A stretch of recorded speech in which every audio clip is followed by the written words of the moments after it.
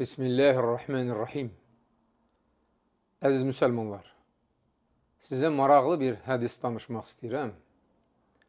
O mötəbər hədisi danışmamışdan əvvəl məlumunuz olsun ki, Uca Allah 5 peyğəmbərə özü ad vermişdir.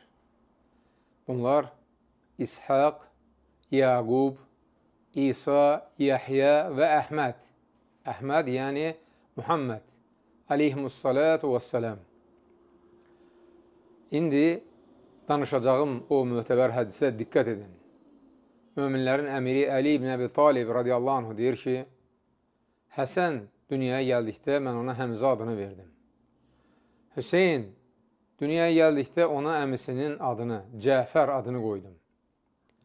Sonra Peyğəmbər sallallahu aleyhi ve sellem məni yanına çağırdı və dedi, mənə bunların adlarını dəyişdirmək əmr olundu. Dedim, Allah və Rasulü daha yaxşı bilir.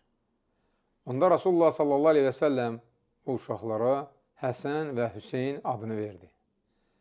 Bu hədisi İmam Əhməd, Əbu Ya'lə, Təbarani, Heythəmi, Hakim, Albani və digərləri rəvayət edib.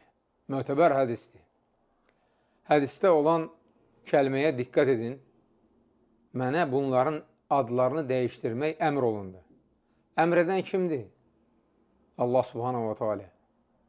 Diqqət edin, Uca Allah bu iki böyük şəxsiyyəti hələ körpə ikən çox istəyir və onlara ən gözəl adların verilməsini istəyir. Peyğəmbər sallallahu aleyhi ve sellemə bunu əmr edir. O da onların adlarını dəyişdirir.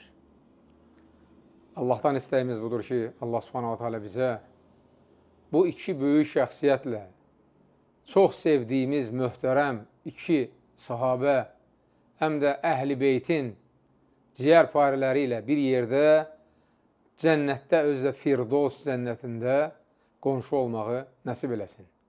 Subhanakallahumma və bihəmdik, əşhədu ən la iləhə ilə ənd, əstəğfiruka və atubu ileyk.